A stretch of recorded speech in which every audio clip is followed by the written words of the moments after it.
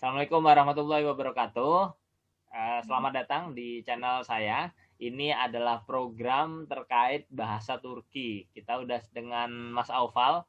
Spesial karena sekarang memang budaya Turki, bahasa Turki juga lagi naik daun. Ada banyak teman-teman kita yang jalan-jalan ke Turki. Terus ada juga sekarang drama Turki, sinetron itu yang rutin ditayangkan di TV kita, sehingga serulah banyak teman-teman pengen belajar, apalagi ada lagunya gitu ya, di sinetron itu kan ada lagunya bahasa Turki, jadi seneng gitu orang mulai belajar ya, ini gimana sih, apa sih gitu ya.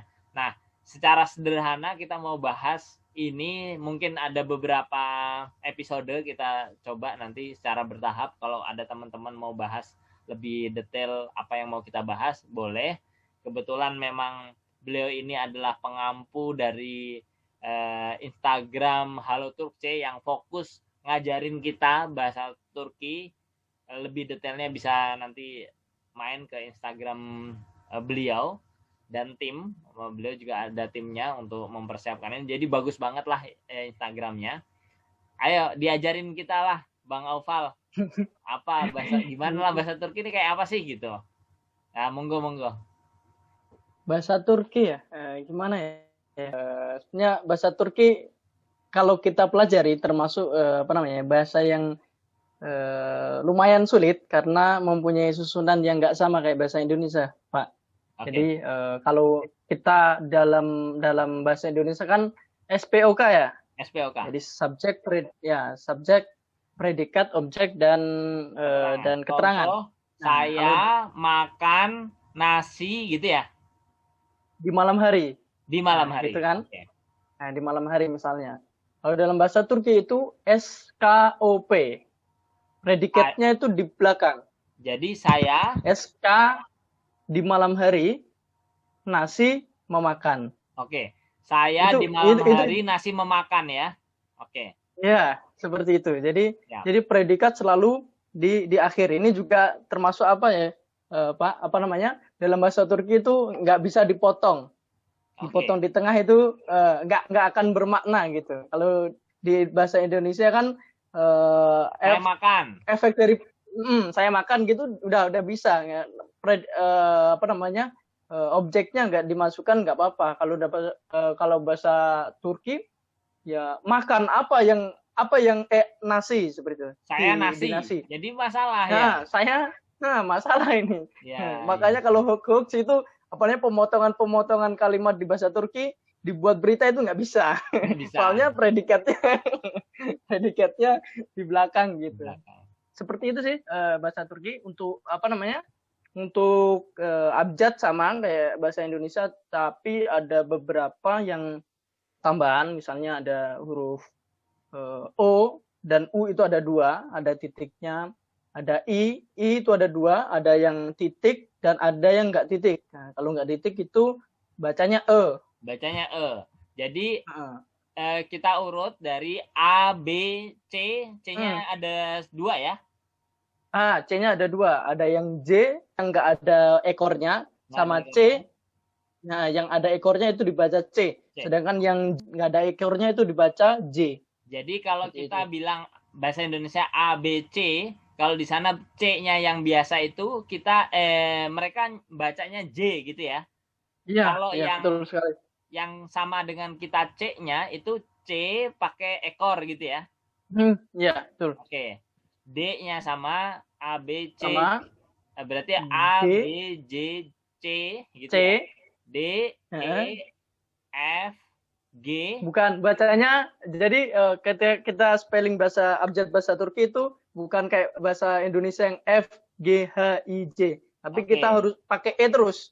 Misalnya D, P, G, V, E, G, G. G-nya ada 2 ya. G-nya ada 2 ya. Ya, ada 2. Nah, ada yang yumuşak G. Yumuşak G. Ya, atau itu bahasa Indonesianya artinya G halus ya. Ya, betul sekali. G yang halus, yang hampir nggak kebaca. Kalau kita dari bahasa Arab sih huruf ghain gitu. Oh, ghain ya. Ain ghain Nah, itu ya. Tapi ghain ya. gampangnya seperti itu gitu. Karena biasanya penggunaan Yumasyak G itu memang di kalimat-kalimat yang serapan dari bahasa Arab yang menggunakan G. Misalnya astagfirullahaladzim. Mereka pakai G-nya itu pakai Yumasyak G gitu. Oke. Ini lebih realistis. Kadang kita juga suka membahas nih, tulisannya Arab begini, kalau tulisan bahasa Indonesia kayak apa gitu ya. Ya ini memang kayak bahasan gitu. panjang. Nah, kebetulan kalau di Turki memang dipersiapkan karena dulu mereka pakai abjad Arab ya. Ya, pakai bahasa abjad Arab dulu. Siap.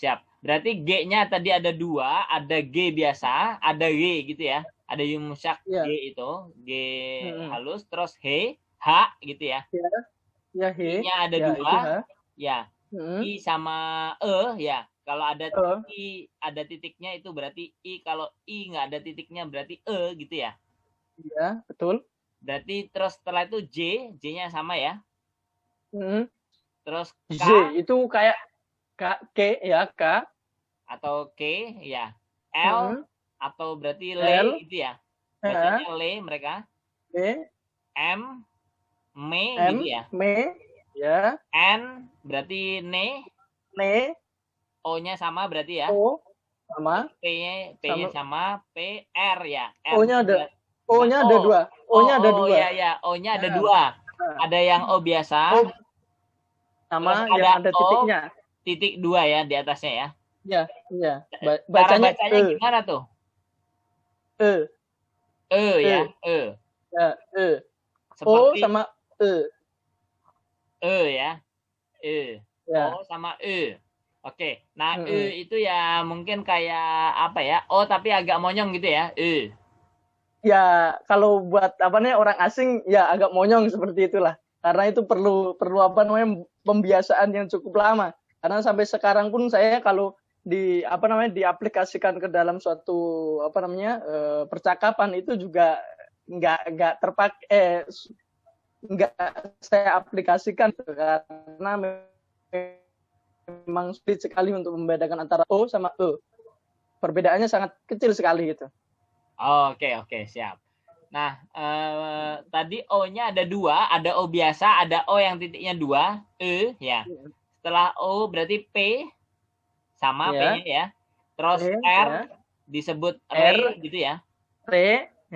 Terus S disebut C berarti ya. Ada 2 ya, bener ya? Ya, 2, betul. Bedanya apa nih? C sama Sh. Kalau dalam bahasa Arab itu sin sama shin. Sin sama shin. Jadi kayak S biasa sama Sh gitu ya. Betul sekali. Berarti kayak insya Allah lah gitu ya. Itu shin ya. Insya Allah. Ya pakai Sh itu, pakai yang ada ekornya. Yang ada ekornya. R, S, S-nya ada 2, T-nya sama berarti. U. Ya, U. U-nya ada 2 berarti ya? Atau ada 2? Ya? Udah 2. U yang ada titiknya sama nggak ada titiknya. Oke, yang nggak ada titiknya itu sama kayak kita ngomong ya berarti ya. U biasa gitu ya. Yang ada titiknya gimana tuh? U sama U. Oke. U. Nah, R, S, T, U, V. V berarti W ya. Jadi V itu disebut W gitu ya cara bacanya ya. Itu sebenarnya dalam ketika kita ngomong memang W gitu aja, tapi seharusnya V antara V dan W. Oke. Harusnya antara V dan W cara bacanya ya. W. Iya, harusnya. Nah, setelah V berarti W-nya ada? Nggak ada. Oh, dia nggak ada W-nya ya? Nggak ada W, nggak ada. W itu nggak ada. V, X-nya ada? Nggak ada. X-nya nggak ada. Jadi W nggak ada, X-nya nggak ada. W, langsung Y. Y-nya ada ya? Terus Z-nya ada? Z, ya. Z. Z-nya bacanya Z. Wah. Jadi ya seru. Yang nggak ada itu Q sama X. Oh ya, Q-nya nggak ada ya? Q-nya tadi kelewat kita. Q sama X itu nggak ada. Sama W. W-nya nggak ada. Oke. siap. Nah, kalau di Hello Turkce itu kan artinya bahasa Turki ya. Iya, betul sekali. Turk itu bisa artinya bisa Turki sebagai banyak hal, tapi Turkce itu artinya kan bahasa, bener ya? Iya, betul sekali. J sama C itu bahasa. Oke, bahasa. Nah, itu biasanya gimana cara ngajarinnya kalau ke orang Indonesia, apa aja duluan sih? Yang duluan apanya gitu? Yang orang Indonesia perlu ketahui duluan, tadi kan udah SPOK-nya oke ya. Tapi setelah itu apa nih yang sebagai orang Indonesia pelajari di awal-awal gitu? Kalau dalam bahasa Turki, Ya, dari ya. awal-awal tentu greetingsnya ya. Kita awal-awal itu greetingsnya artinya seperti nyapa itu. ya. Nah, sapaan ya. Ya itu perlu hal dasar yang pertama kali perlu kita pelajari dalam bahasa Turki. Oke. Lalu kita bahas keunikannya aja bahasa Turki. Oh, boleh. Jadi sesi ini kita ngomong keunikannya dulu. Nanti yang tadi greetings kita siapin lagi ya. Siapin lagi gitu. Oke. Apalagi nih uniknya berarti? Keunikan tadi kan yang unik. Dari alfabetnya ada beberapa yang unik nih. Kayak misalnya kalau film ini kan Hercai ya. Kalau itu berarti bacanya yang benar bukan Hercai tapi Herjai ya. Herjai. Ada film gitu yang sekarang sinetron itu. Iya, betul sekali. Herjai itu. Jadi salah satunya dia sangat menekankan harmonisasi vokal. Harmonisasi vokal. Apa itu artinya? Harmonisasi vokal jadi itu kayak keselarasan vokal. Jadi dalam bahasa Turki, bahasa manapun kan ada konsonan, ada vokal. Iya, betul. Ya. Ada vokal dan konsonan. Nah, jadi dalam bahasa Turki itu vokal itu sangat-sangat ditekankan, Pak. Jadi misalnya nanti grammar atau dilbilgisi, grammarnya bahasa Turki itu akan terkait dengan terkait banget dengan apa yang namanya harmonisasi vokal. Jadi vokal-vokal yang ada 8 itu A, E, O, U sama E, I, E, U. Oke, kita stop dulu. Jadi vokalnya ada 8 ya. Kalau kita kan ada 5 ya. Kita kan A, E, apa ini ya? A, E, I, O, U ya. A, E, I, O, U. Kalau kita. Kalau mereka A-nya tetap, E-nya tetap gitu ya. I-nya ada 2 ya. Jadi ada 2 berarti udah 4. O-nya ada 2 gitu ya. U-nya ada 2, 8 ya berarti ya. 8. Oke, terus dari 8 ini mau diapain nih? Diharmonisasi. Nah, jadi dari 8 tersebut dibagi menjadi 2. Oke. Nah, dibagi 2 itu ada yang namanya inje. Oke, apa itu artinya? Inje Stesli Harfler itu yang tipis. Jadi dari 8 ini dibagi menjadi 2, ada vokal tipis gitu ya? Nah, sama kalen, sama yang tebal. Sama vokal tebal, oke. Yang tipis kayak apa, yang tebal kayak apa? Yang tipis itu E, I, E, U. Jadi yang ada titik-titiknya sama ditambah E, itu yang tipis. E, I, E, U itu tipis? Iya, tipis. Tebal? Yang tebal A, E, O, U. A, E, O, U. Oh, gitu. Nggak kebalik ya? Enggak. Oke. Jadi A, E, O, U. A, E, O, U itu tebal. Yang E, I, E, U yang ada titik-titiknya itu tipis ya malahan ya? Tipis. Oke. Karena dulu saya kayak belajarnya satu halus, satu kasar. Oh, kasar beda lagi. Nanti share. Jadi huruf-huruf yang kasar itu ya, itu C sama di konsonan ya? Itu. Konsonan. Yang festek sahab nanti. Di konsonan nanti. Berarti ini dulu vokal dibagi 2, ada tebal, ada tipis, gitu ya? Iya, betul sekali. Terus bedanya apa nih? Penempatan tebal tipis nih mengaruhnya apa di harmonisasi nih? Mengaruhnya nanti di tambahan-tambahan yang akan kita tambahkan. Karena grammar bahasa Turki itu ada tambahan-tambahannya. Oke, jadi setiap perubahan makna dalam bahasa Turki itu nanti akan ada tambah-tambahan. dan tambahan tersebut itu terikat dengan huruf konsonan yang ada di akhir. Contoh ya, contoh nama itu ad. Ya, oke. Ad. Okay. Ad itu artinya jadi, nama. Nama. Nah, kalau nama saya itu Adem. Adem. Ditambahi ditambahi Kenapa harusnya sebetulnya sih bisa IM sama OM. Nah, kenapa memakai OM? Karena huruf vokal terakhir dalam kata ad itu adalah A. Itu karena satu ya. Kalau misalnya 2 suku kata, 3 suku kata, maka diambil huruf vokal terakhir dalam suatu kata tersebut. Misalnya canta. Apa? Canta. Canta ya. Canta. Ini canta kan huruf kayak tadi. Nah, sama kayak tadi. Misalnya apalagi ya? Gel. Oh, itu kan huruf apa namanya? Kalau gel itu huruf ini apa namanya? Fiil. Kita cari yang isim aja. Kata benda gitu ya. Kata benda. Misalnya apa ya? Komputer. Itu komputer Bilgisayar. Misalnya apa ya? Aduh, cari susah. Tangan L ya, L misalnya L. Itu pakainya elim. Oke, elim. Denim, ya. Elim ditambahi I sama M karena huruf vokal yang terakhir di situ adalah E, makanya pakai IM. Oke, seperti jadi itu. diulang ya. Kan ada 8 ya, ada 8 tadi dibagi 2, yang mana tangan saya nih? 8 dibagi 2, 1 E I E U. Ini 4 ya.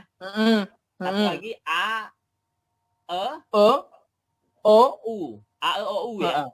Nah, ya, yang itulah. Ini tipis, artinya kalau kata belakangnya salah satu di antaranya ya ngikutnya yang tebel gitu ya. Kalau tebel sama tebel ya. Sama tipis gitu. Tipis ya? Sama tipis ya.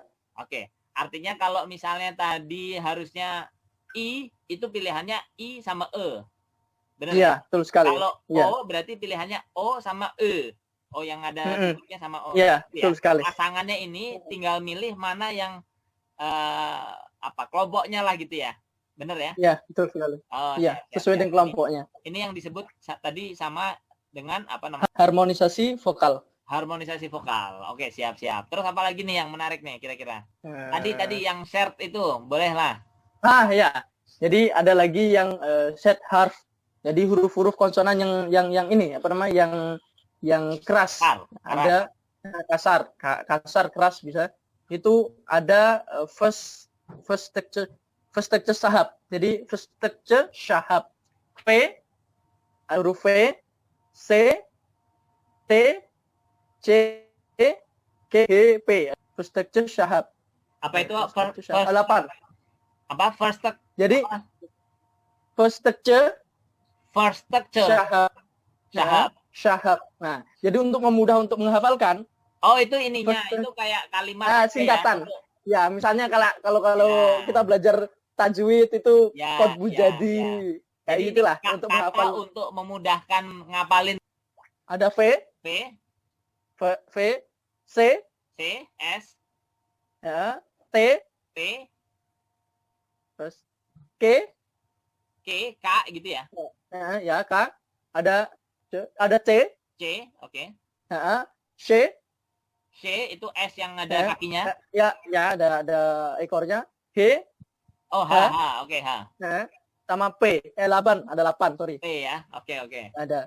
Nah, oke, inilah yang konsonan kasar atau keras. Terus ngaruhnya apa tuh? Ngaruhnya nanti, jadi selain itu dinamakan sebagai set harf, dia dinamakan juga istisna harf player.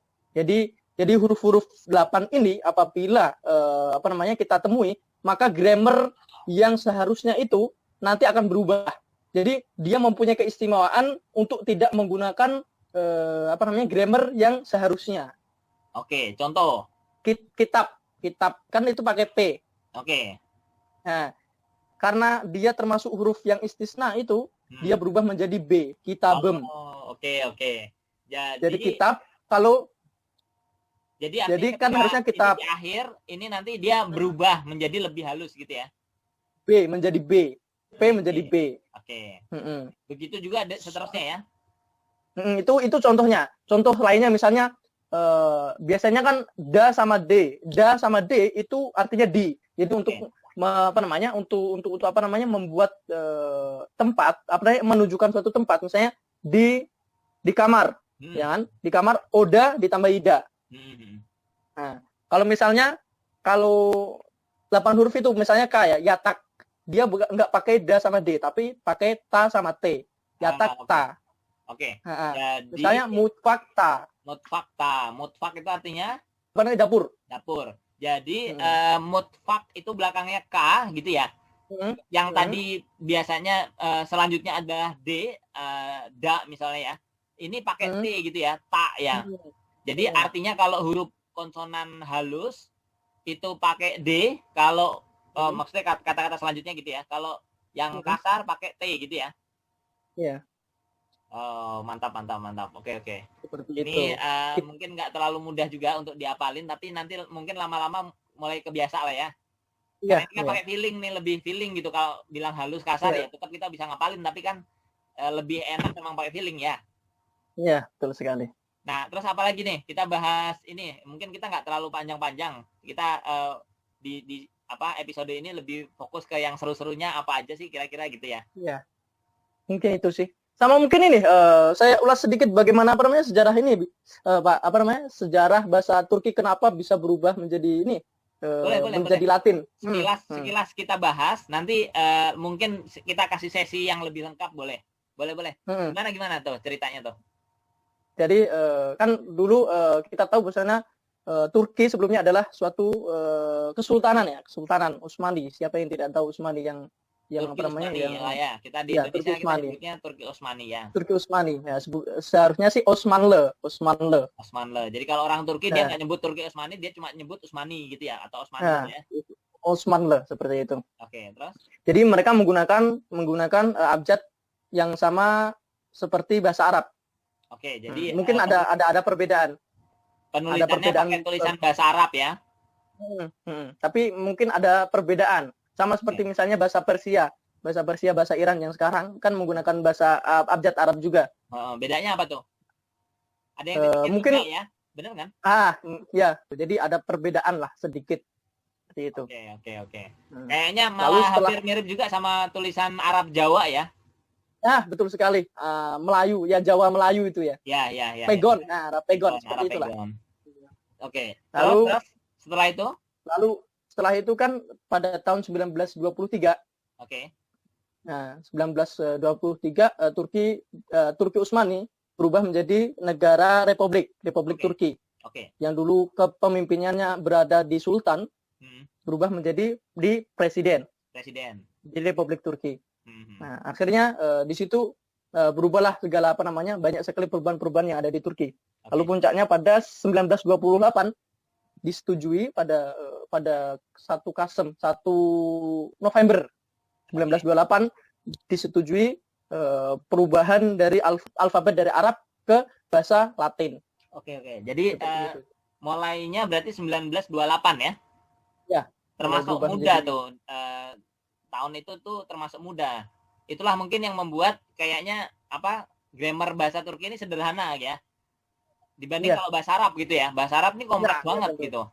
Ya, betul sekali. Bahasa Arab kompleks banget. Bahasa Turki kayaknya cenderung sederhana ya, karena mungkin dia memang lebih mudah, sehingga di aturan-aturannya dibikin sederhana lah gitu ya.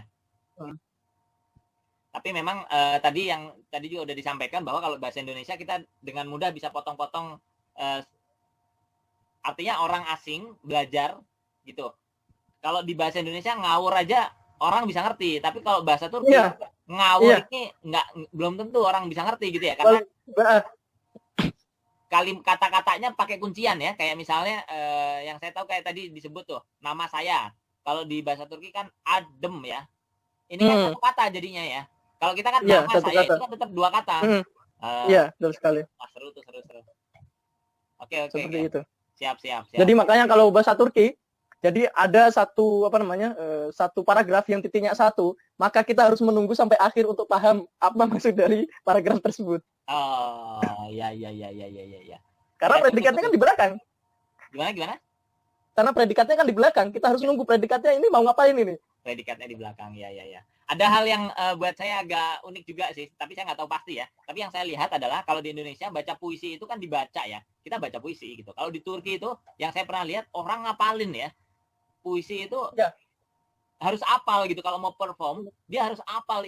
Wah itu ya luar biasa juga ya.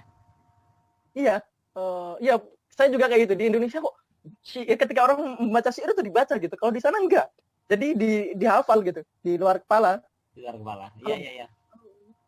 Memang Ya beda itulah memang. ceritanya. Karena kalau kita kan baca ya baca gitu. Siap.